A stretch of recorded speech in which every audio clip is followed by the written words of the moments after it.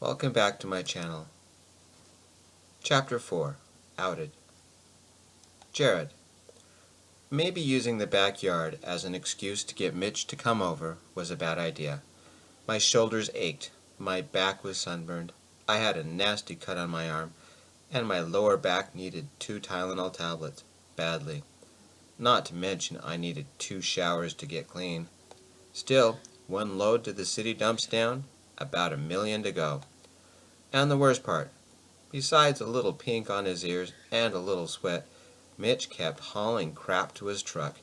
He didn't care if his clothes were filthy or his face, though the dirt did look good all smudged up around his nose, and he hadn't shaved in a couple of days, and the way his hair escaped the ponytail and hung by his face. The girls liked that rugged look. Let's call it a day. I leaned back in a long stretch. Don't you ever get tired? Just like you with the ladies. I keep going and going and... Pervert. That's why you love me. We walked inside and into the little kitchen. Mom spun some device around a zucchini and making green noodles. Mitch has the weirdest diet. Mitch. I hopped out of the shower. 2 minutes felt good. If I took too long, then Jared would think I was beating off, and Mrs. Parker would think I was beating off, imagining Jared, and would probably kick me out of the house. She was comfortable when sex came up in a conversation, but I doubted she would be if it involved Jared's gay best friend fantasizing about her son. Why did life have to be so complicated? Of course, Bailey thought I beat off 17 times a day. Would a dick even survive that? Imagine me, stocking shelves, while covertly wanking. After all, didn't Bailey think that all gay men think about sex constantly? Wasn't that what lube-free condoms are for? Discreet wanking?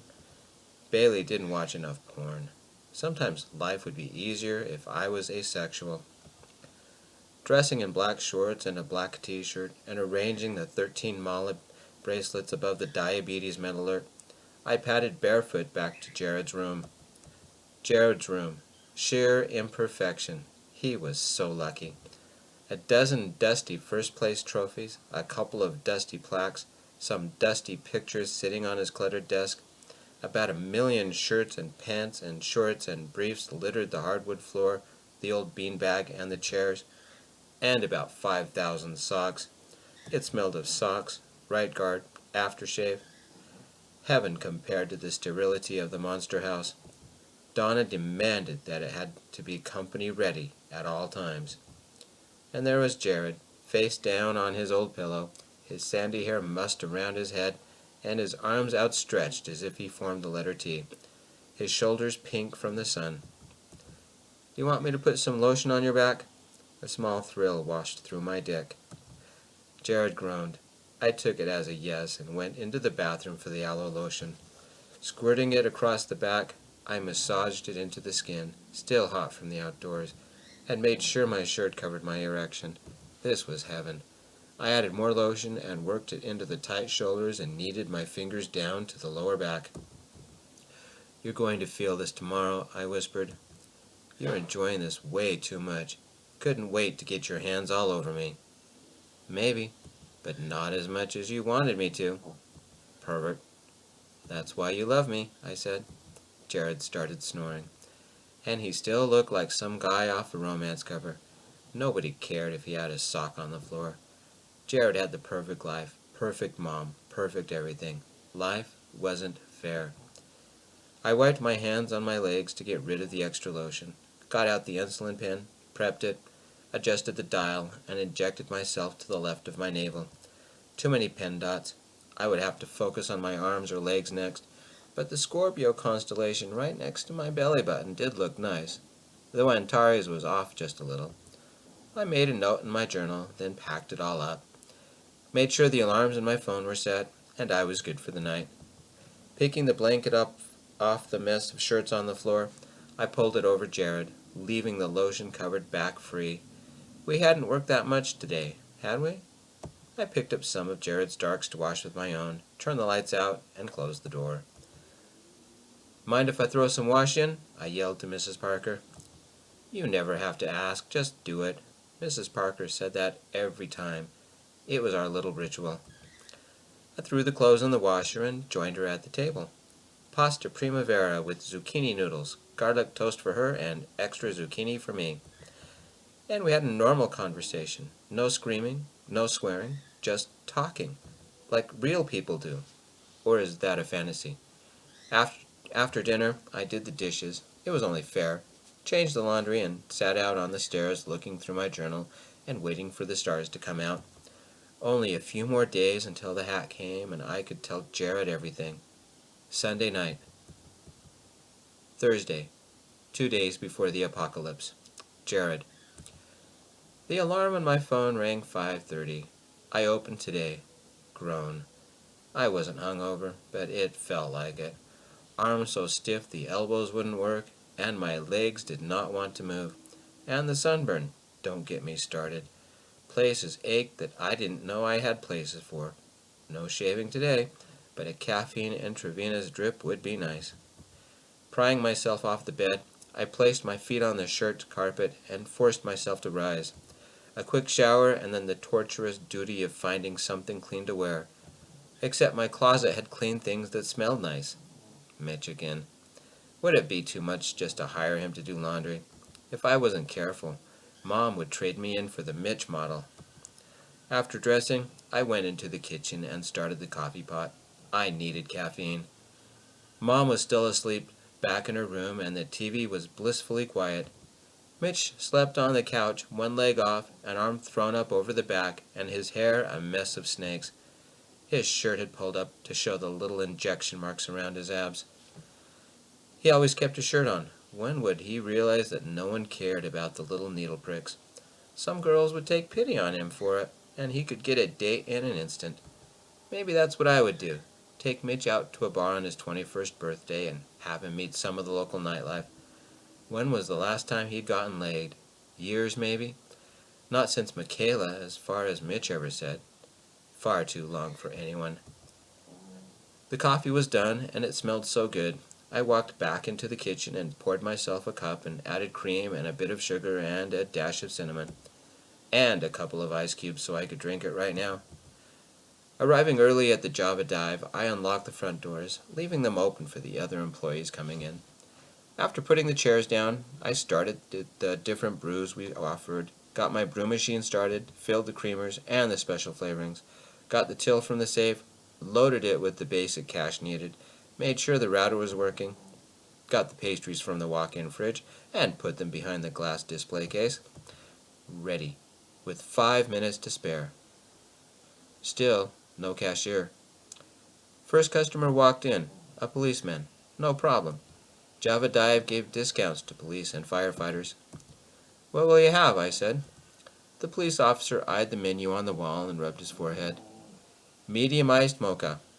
I had the name on the officer's uniform. "Officer Lopez. I think you helped a friend of mine out the other night. Are you starting shift or ending?" "Ending. I need the caffeine to stay awake long enough to get my son to school. Wife's out of town, and it's all up to me for a couple of days. Who's your friend?" "Mitch Lassiter. You know, long black hair, black clothes, a little shorter than me, drives one mother of an ugly truck." "I remember him," Officer Lopez chuckled. "You're right. That is an ugly truck. He tried to escape from his parents, got stuck in all the drama. Found him later, asleep in some parking lot." I smiled a little and started on the order. "That's Mitch. He stayed with me ever since. Probably a good thing." "Oh?" I placed the order in front of Officer Lopez. "I can't go into details, but we had another domestic disturbance call at that address last night." "Anyone hurt?" Officer Lopez shook his head. "No, a window was broken though. A couple of smaller things as well." "What happened?" "Confidentiality. I can tell you we had an incident, but that's it. If I were you, I'd advise Mitch to stay at your place for a few days." "I'll tell him when I see him." Officer Lopez paid, "Thanks for the caffeine," and left. Another customer walked in. And another. Still no cashier. Another customer. I was already 6 orders behind when Millie finally arrived. "Sorry," she mouthed, and took over the front counter, while I worked on the drinks. At 8, we had to slow down long enough for me to send a text. "Call me. News." No answer came back. By 9:30, Mitch replied. Sorry, store meeting. What's up? I texted. Talked to Lopez. Another fight last night. My phone rang, and the caller ID said Mitch. What happened? I told him the little Officer Lopez had told me. Mitch blew out a breath. Talk, don't shut down, I said. If I paid rent, can I live at your place for a couple of weeks? You already do. Funny. Hey, you free Sunday night? It's the Perseids again. A group of 6 walked in. Sounds good, but I need to call you back. Rush hour just started. Again.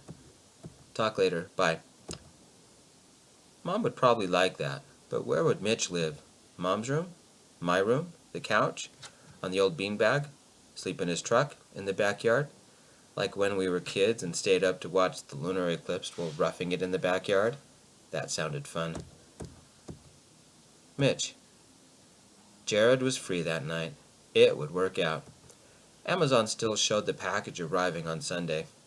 Bailey spent hours golfing every Sunday afternoon, and Donna went to church every Sunday morning, then went to lunch with her friends for a couple of hours. That would give me plenty of time to load up the truck, wait for the package, maybe even move out completely, and they'd never know. With a couple of tarps and garbage bags, I could stow everything I own in the Parker backyard with all the other garbage, and I could camp out for a couple of weeks until I had my finances set up. Tell Jared everything, and for once I'd never have to hide again. Sunday would be the best day ever. I already knew we could never be more than friends. Jared was straight. I knew that, but maybe we could be better friends. Better best friends? Is that a thing? What is better than best friends but not boyfriends? The alarm rang, meaning it was time to check my glucose again. They already knew my routine around here, and Kylie, the cashier, just nodded. Hurry back. I ran up to the break room, got my backpack out of the storage cubicle, took my gear out, and began.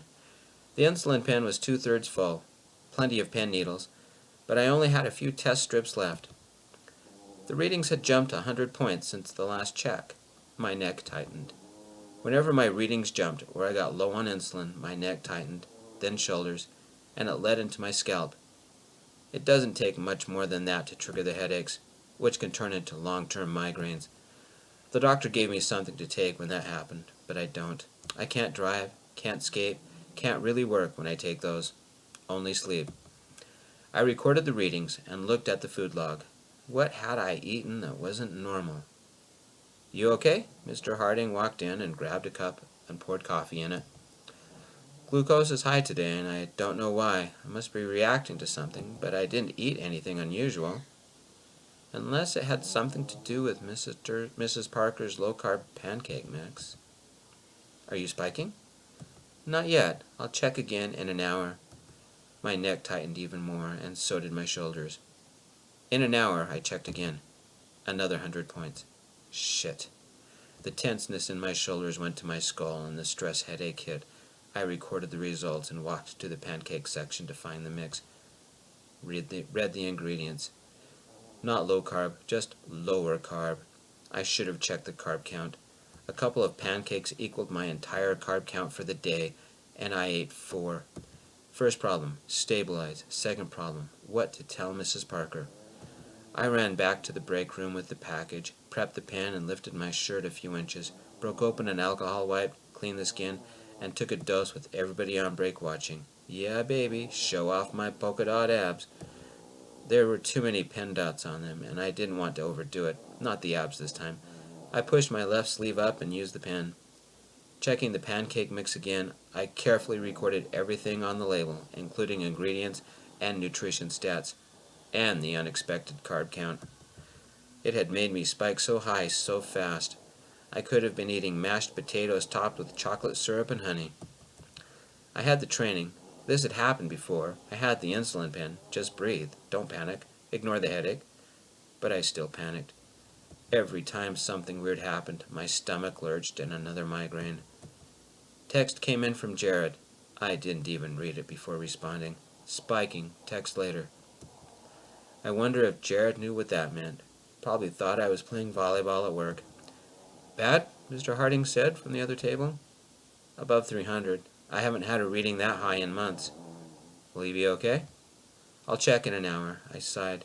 Do you think we could label these as not diabetic friendly? Text from Jared. What's spiking? When blood sugar shoots up. Tell you later. My glucose had descended 50 points the next time I checked. The headache did not. At lunch I didn't eat, but lay on the couch with my palms over my eyes. Sometimes the darkness helped. The darkness did not work this time. My head pounded. I needed to pack Tylenol in my backpack for times like these. I never brought my meds. Life required me in too many different places. Another text from Jared. You never texted back. I'll tell her yes. I didn't even know what Jared was talking about. Sorry, migraine, bad one. Wimp. Shoot me now. I didn't know how I functioned for the next 2 hours. Again, I checked my blood sugar, another 50 points lower. But the headache, no, not headache, a nuclear explosion between my ears wouldn't go away. After work, I laid back on the couch, grabbed an old towel, filled it with ice, placed it on my forehead, and endured the pain. I heard people coming and going around me. Mrs. Harding brought me a fresh towel and fresh ice, and Kylie knelt next to me. Do you want me to call someone to come get you? Who would I call? My parents would throw a party. Sometimes it goes away on its own if I'm quiet enough. My shift had already ended, and I should leave, but I didn't want to move. I plugged my earbuds in, found some music from 13 Hells, and tried to think nice, relaxing thoughts, like, I'm going to move out on Sunday. I'll never see Donna and Bailey again. Hey, you okay? Jared said, his voice barely audible above my music. I took out one of the earbuds, but kept the ice over my eyes. Peachy. I brought you some Aleve. Will it work? I removed the ice pack and opened my eyes. I guess we'll find out. What are you doing here? Playing doctor. You want me to take my clothes off? I sat up. Now? You'd like that, pervert, Jared said, handing over the Aleve. It hurts too much to argue. I rubbed the sides of my neck. Can you massage my shoulders for a minute? The muscles are really tense. Sometimes it helps. Sure. Lift the tail. I did that and leaned forward, while Jared kneaded the sides of my neck. That's better, I said. Michaela called, and she needed to see us. I'll drive. You can tilt the seat back and sleep on the way.